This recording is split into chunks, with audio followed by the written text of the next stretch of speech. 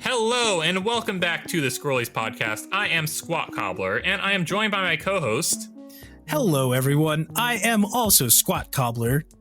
Whoa, there's two of me. Yes, there's two of me. You know? We're back at it. We're here. I gotta come clean. I'm not SqatCobblr. I know I said that. Oh no. Wait, there's just one of me now. There's just one of me. It's Ratnado. Hello, Ratnado. Hi.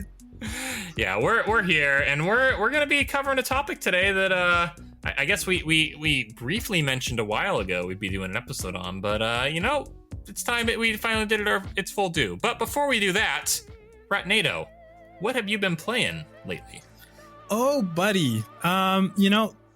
Final Fantasy 14. I hate to say that because I know I just got off Final Fantasy and I'm back on it, but holy sheesh, Final Fantasy 14 Online. You know, if I ever had to guess, the first two words you would say, final and fantasy, would be the two I would guess. You know something, Squat? There's something I wanted to say to you. There's a question I've been wanting to ask you. All right, I'm ready. Ask it. Have you heard of the critically acclaimed MMORPG Final Fantasy XIV? With an expanded free trial which you can play through the entirety of A Realm Reborn and the award-winning Heavensward expansion up to level 60 for free with no restrictions on playtime? No, I haven't. Ratnado, have you heard of the acclaimed MMO group Choo Choo Boys? That's our free company! The Choo Choo Boys! Yo, shout out Choo Choo Boys! Where are my Choo Choo Boys at? I feel like I've been hearing about the Choo Choo Boys for so long, but they didn't officially get their start until just the other week. Yeah, I've been playing for about 10 days. Oh man, what a fun game. Shout out to Crisati and Code Synth. They've been immensely helpful. We got Solver up in there, aka Solazor, playing in there. I don't know what class he is, but it's great. We've also got Cosmic Owl, aka Ultrajonic.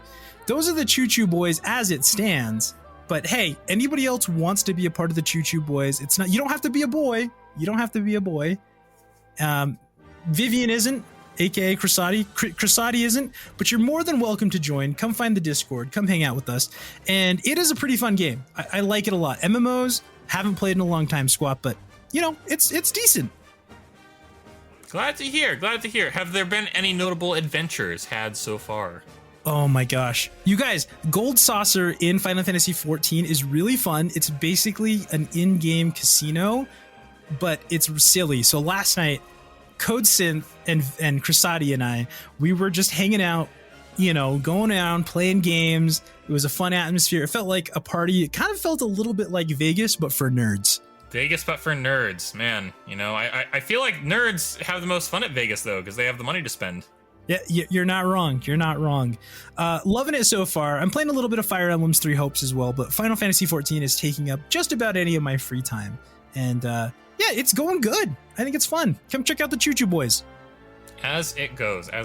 Well, Ratnado, I'm glad to hear that. I'm glad to hear Final Fantasy XIV is finally off the ground for the first time this year. Finally running. It's been good. What about you, SqatCobblr? Well, I've finished up a game recently, and I just started one. I guess I'll tell you a little about both. Ori and the Will of the Wisps, I just finished playing on the Shraxa Discord by request of Mooncat Gab. Like I said before, Ori and the Will of the Wisps is the better of the two games. You're only going to play one. That's the one to play. Takes a lot of inspiration from Hollow Knight. Also just a gorgeous game, great music, real big sad story. But I don't know if I'll be streaming anymore there for real now, because there's no more Ori games to play. What else would I do? Ugh, I don't know. But I have started a new game, playing offline. Star Wars Jedi Fallen Order. Hey! Yeah, I got it a while ago. On Epic, but I didn't have my controller to play it until recently, and maybe that'll tie in to our discussion, Ratnado. But I'm liking it a lot so far. I just finished the first planet, the one with the old temple, and I had a choice to go to one of two planets. So I chose Dathomir, the Night Sisters one. For those of you familiar with Star Wars lore, I'm not really as versed in the Clone Wars show as others, so I'm not really familiar with this planet. But so far, it's pretty hard. I chose the second to highest difficulty. Yeah. So it's definitely giving me a challenge, but it's not like it's unmanageable. I haven't played a Soulsborne type game before, but this is this is Star Wars flavored, so it's sure to keep me invested for longer. Other than that, not really much to say. I haven't gotten too far into it, but I'm liking it. That's good. That's okay. And I've said this about this game. I think that Jedi Fallen Order came out in 2018, 2019. It is kind of the amalgamation of the 2010s. It's kind of the best elements of all 2010s games, right? You've got your Uncharted platforming, kind of your Dark Souls type combat, and some Tomb Raider puzzles and stuff like that. I don't say that as a knock. It's a pretty good game. Well, I would hope it's the amalgamation of 2010's Star Wars games, considering once LucasArts went under in 2012, there were no Star Wars games that were single player for a while until Jedi Fallen Order. So, I've missed them. I feel like the last one I played was The Force Unleashed 2. It's been a long time. Yeah, that's awesome. So, how much time are you spending on it? What do you think? When do you think you're going to finish it? Oh, I guess that is the question. I don't really know how long the game is. I know Payday played it a while back, so I kind of have an idea from him just how many worlds are in it, and it's I got a good bit ahead of me. So maybe that'll be my game for the summer. I'll just be playing it all summer. Awesome, that's great. Sorry for the plaid mans out there who are upset about Disney era Star Wars games, but Fallen Order is pretty good. Hey, it's what we got to make do with. So for what it is, I'm not disappointed so far. You're kind of a Star Wars boy this summer, right? Did you end up getting it on sale? The other game? I didn't want to say it. I didn't want to say it because I haven't jumped in quite yet. I'm waiting for the right moment. But Lego Star Wars: The Skywalker Saga, it was on sale on Steam. Sorry for those of you that missed it, but hey, now that it's gone on sale once, maybe it'll do it again one day. I did acquire it. I did acquire Lego Star Wars: The Skywalker Saga and Lego Star Wars: The Force Awakens, because why not? Very nice. Yeah, that's pretty good. I think they're always a good investment. I was very close to getting it too, and I was like, oh, I've still got the complete saga, and I really like that. So, maybe on one day, maybe if it dips down a little bit more. I think I got Harry Potter Lego on Switch. It was $10. Oh my, those Lego games do tend to depreciate fairly quickly. So I think just in a year or two, you'll probably be able to get it for an affordable amount. Yeah, you're right. That's awesome. Well, enjoy that Jedi Fallen Order. It was a really good experience. I remember when I played it. I really liked it. Yeah, like I said, I wanted to jump into it a while ago, but I didn't have my controller, my controller that I normally use. I shouldn't say that. I have my Switch Pro controller, but it wouldn't work. I tried to pair it onto the PC and it wouldn't work. So I needed a Xbox type controller, and well, I guess we can talk a little more about that, given today's topic is about video game controllers. Whoa, that's so coincidental. Wow.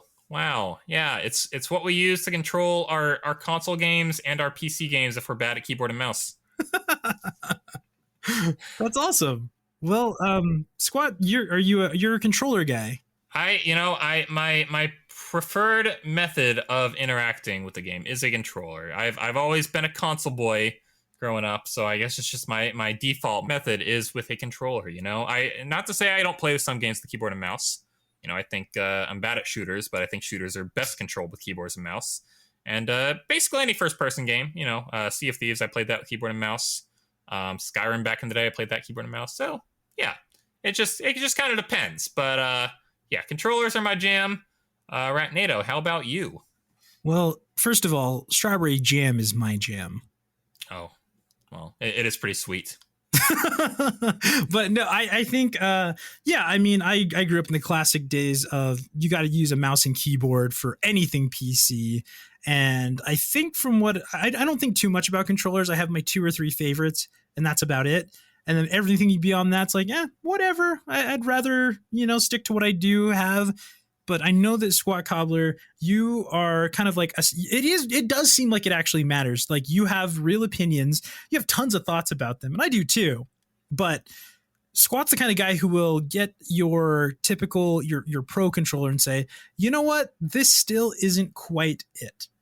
I need something a little bit more versatile than this. A bad controller experience has ruined my day before, and might possibly still continue to do so in the future. The nice thing about them nowadays is they're all pretty uniform. You're more or less gonna make do with 2 analog sticks. You're gonna have your 4 face buttons, your D-pad, your triggers, your bumpers, all that. You're gonna find that on all controllers now. But once upon a time, that wasn't the case. You get some weird controllers out the box. Hey. Yeah, you know where I'm going with this. I know, I got you. So let me tell you a little bit about the N64 controller and why it isn't as bad as people say. I knew it. This was my, I shouldn't say my first controller, but this was the first console controller, home console controller that I grew accustomed to. So basically here's how the rundown goes. It's got 3 prongs. It looks like it's made for aliens, but Ratnado, what if I told you it was designed with 3 different control styles in mind? I might be willing to buy into that. What if I told you that only 1.5 of these control styles was actually utilized by the majority of games? Oh, as a veteran of the 64 era, I think I know what you're talking about, Squat. Yes, the underutilized left prong, man. It just wasn't fair. In a new era of 3D games, to give you the movement button for the 2D side scrolly of the past, you just knew it wasn't going to be used. Despite not being the middle prong, it was the middle child, the left side, I mean. Indeed, the middle child of the left side of the controller. Here's how it goes, folks. Your right hand would go on right prong, naturally, with the face buttons. Naturally. Your left hand would go on the left side with the D-pad, and you'd just control your side scrollers with that. Unfortunately, only a couple side scrollers are really made for the console. Mischief Makers was one, I think. Kirby Crystal Shards and Yoshi's Story were side scrollers, but I think even those use the analog stick to move, so yeah. Very underutilized, that D-pad. However, the middle prong, that's the one that everyone was very familiar with. That's where you grabbed and ran around in Mario 64. That's where you ran around and Z-targeted with Zelda. That's where you jumped or didn't jump because there are jump buttons for Smash, even though everyone just uses the analog stick to jump. Yeah, I think that before I knew that left controller, I was like, yeah, well, what is the point of this? Nothing uses it. Not realizing, looking back, like if there were side scrollies, yeah, that's amazing. You have the D-pad right there. It's perfectly matched for it. And I know that there were tons of people I knew that did the left controller, but then reached across for the middle analog stick. I'm like, buddy, there's a lot better way to do that. It doesn't have to hurt so much. I used to say the same, but I didn't realize the struggles of people with big hands. They can't fit their hand in that middle prong. There's not enough space. Their fingers start hitting each other. Had it been about 10 years later, they would have made a N64 XL. They would have been well suited for large-handed gamers. And for using it as an umbrella. Yes, no doubt. But yeah, I'm not going to talk about the other control style with the N64 controller because I got made fun of last time. Mamma mia! For using my analog stick to look around in GoldenEye, but deservedly so, I want to say. We'll move on. We'll move on to more typical controllers than the N64. Ratnado, what would you say was the perfect quote-unquote design for a controller? You know the answer to this. I'm very vocal about this. I miss the days. I think a lot of people looked it over and we really just didn't appreciate what we had.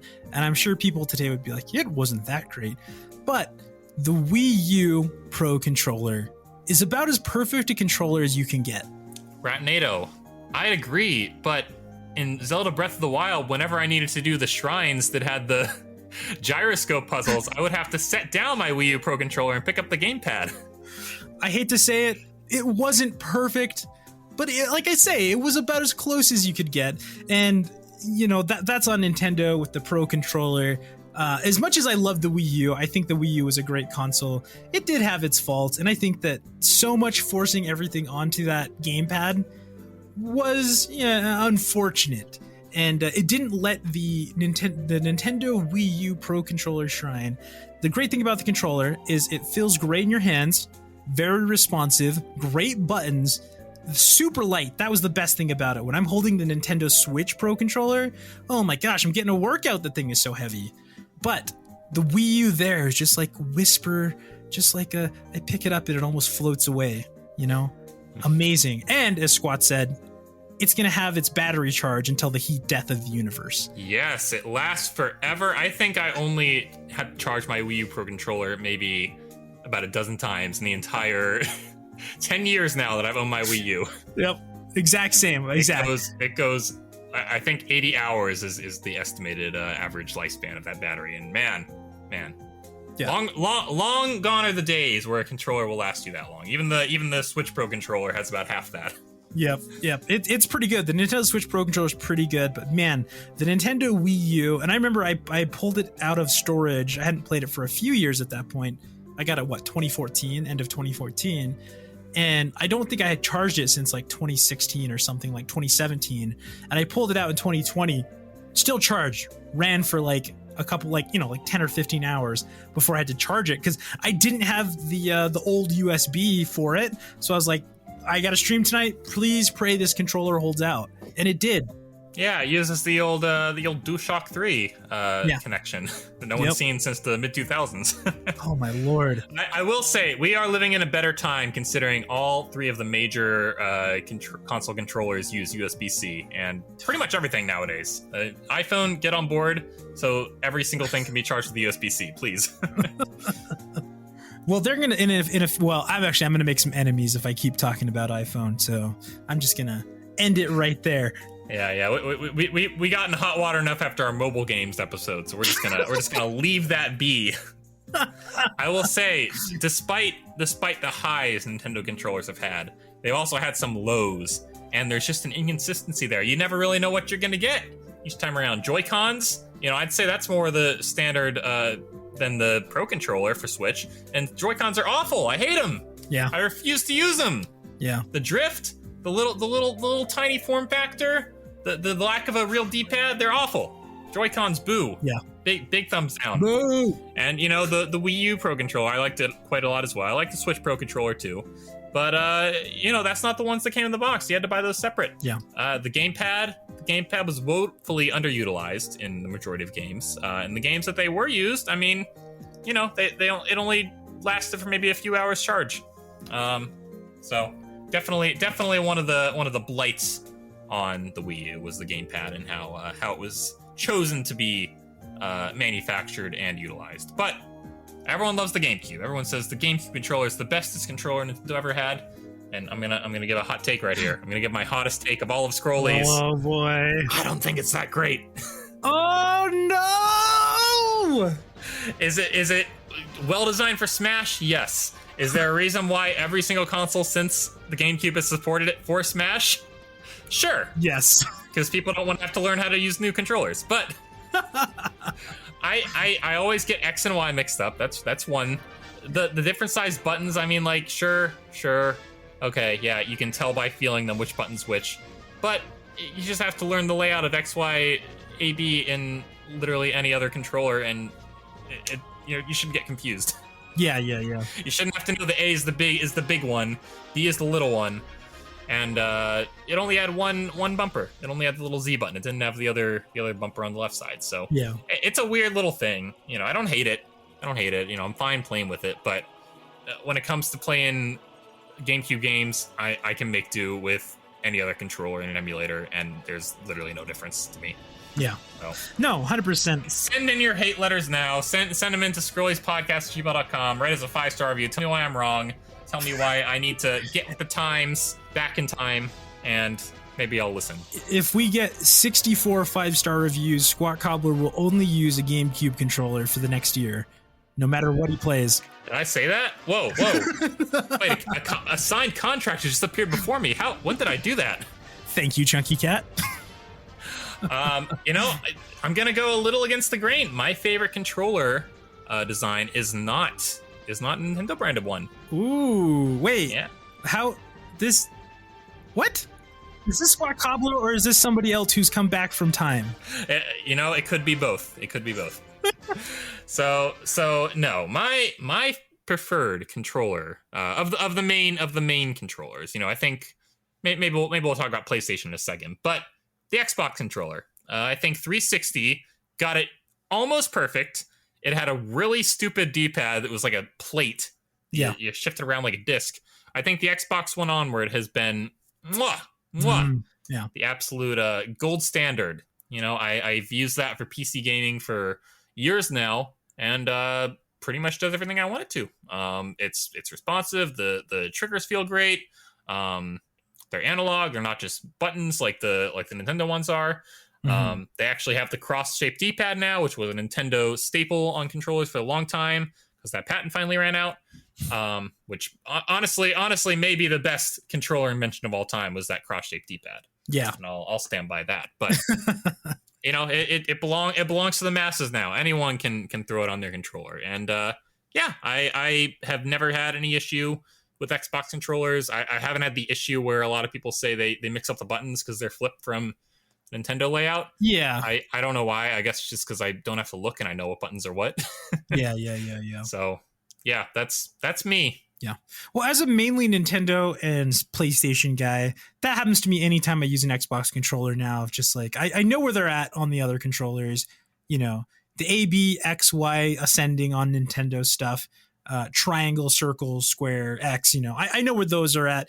And it kind of just messes with me a little bit on Xbox, but I don't mind it. And I will say I agree for the most part. Number one, though, I think, and again, because you're younger, and I think you got to it eventually when there were better options, the GameCube and just that whole generation of controllers were so experimental and strange. They were stepping into 3D spaces.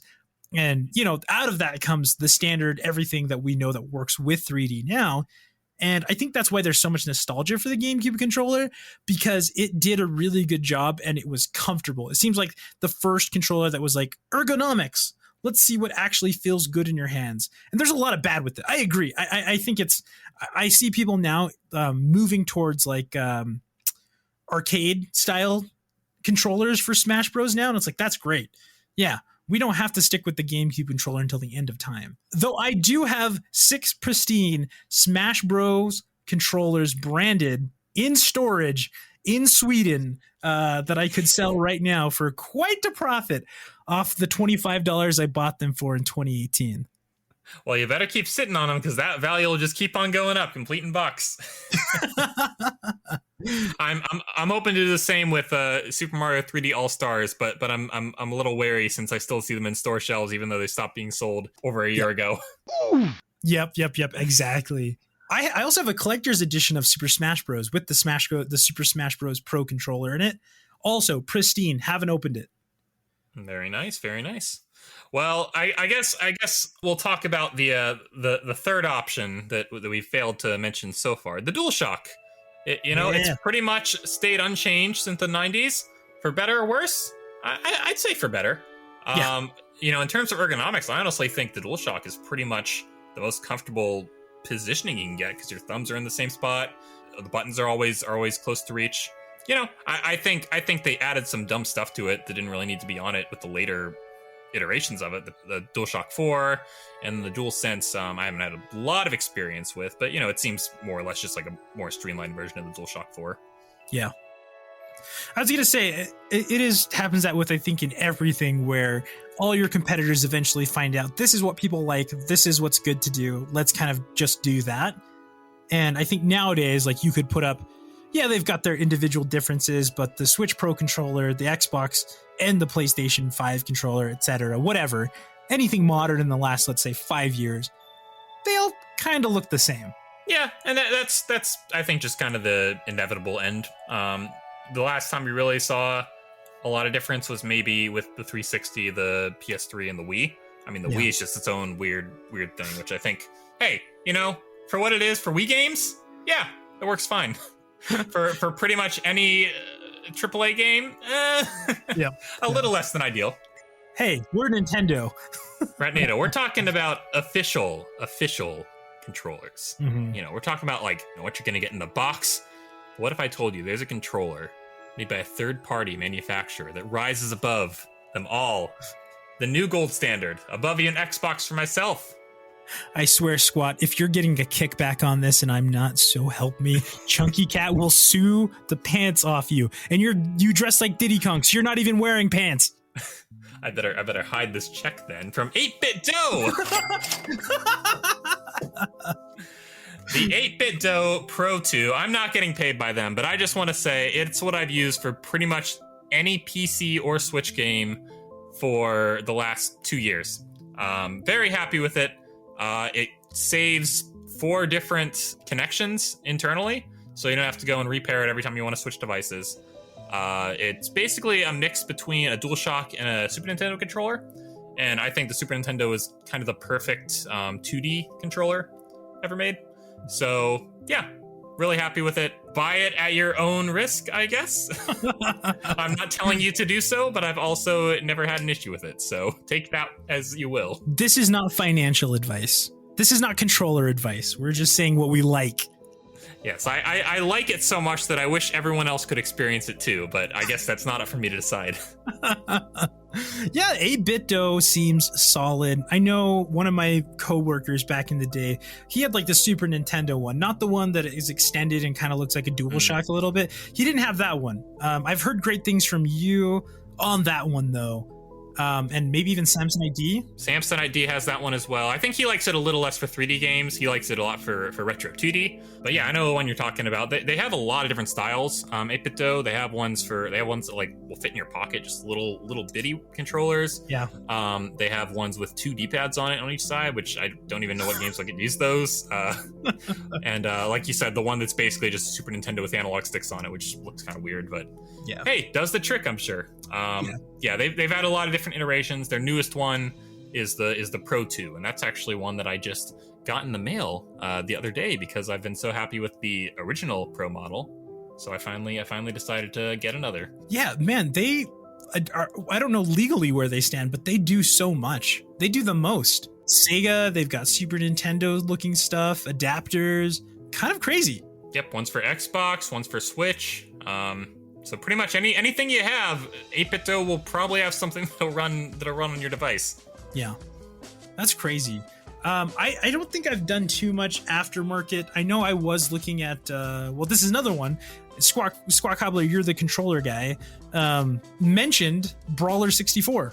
Yes, the Brawler 64. I'm looking to actually do a full playthrough with one at some point, but I got one for Christmas a couple years ago. It's an N64 controller designed to be a little more ergonomic. So despite everything I said earlier about it making sense, it's a little more accessible.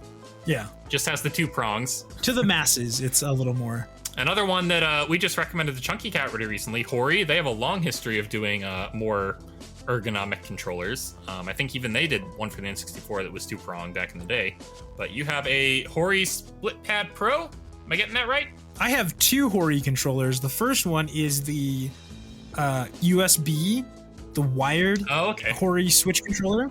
And that one was a dream. It did break down eventually a little bit. Like, it wasn't, there were some problems with it, but for like $10, I think I bought it for, it was like 10 or $15.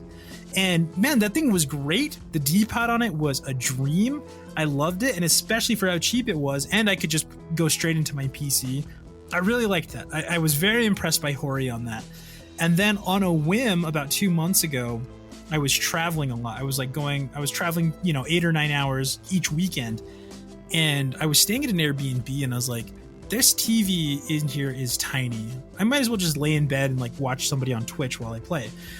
And so I went to Walmart, and there I saw it for like $50. Like you're saying, the Joy-Con replacements, click in for handheld, Hori Switch controllers, amazing. I love it. I love playing handheld mode now because of that. Whereas before I'm like, let me put it up somewhere and I'll use my Pro controller. I come before you today, a changed man. I am a handheld man now, somewhat. A good experience with a controller has changed Ratnado into a handheld gamer. Like the Game Boy DS player of old. He now plays in bed with his beefy Hori split pads. I have used them before. I ended up passing them over for a Binbok, which is a very, very Chinese knockoff of the Hori pad, which has gyro and wireless support. So I only got that for Mario Galaxy. Oh. Yeah, I couldn't play the rolling the rolling golf levels with the Ori split pads. But they are very comfortable. They feel a lot more quality made than the bin box, and yeah, I probably would have opted for those if I wasn't playing Mario Galaxy. Yeah.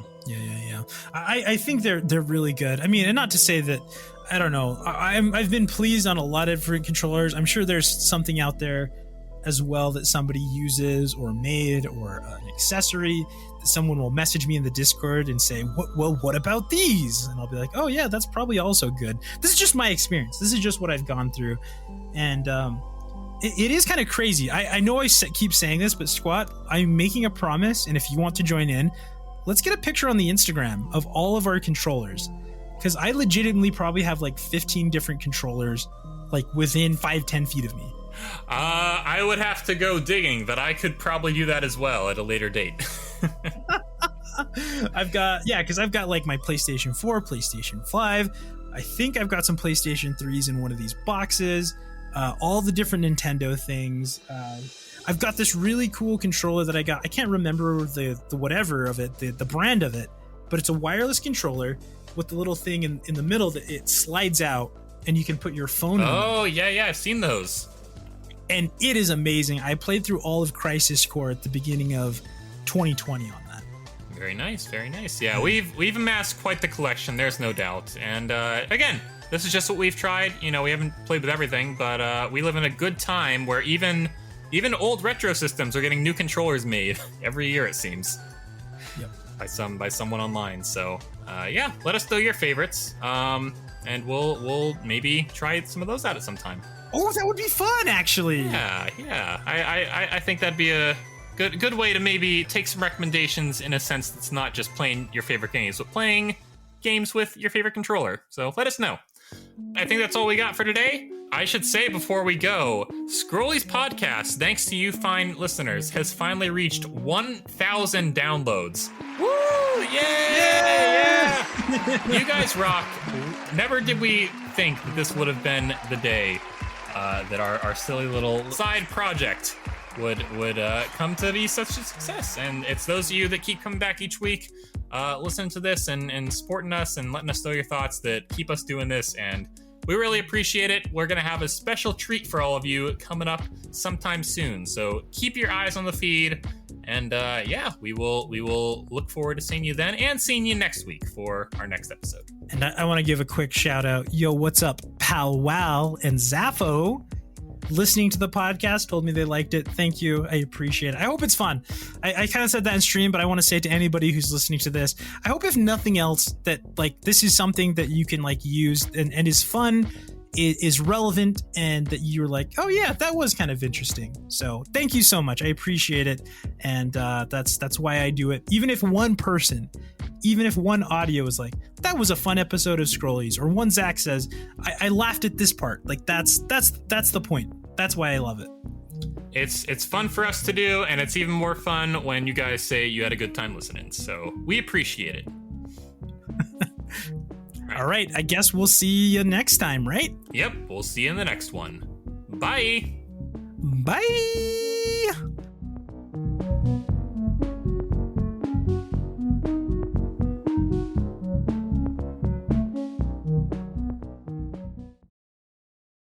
Let me get one more clean one and see if you're still listening to this.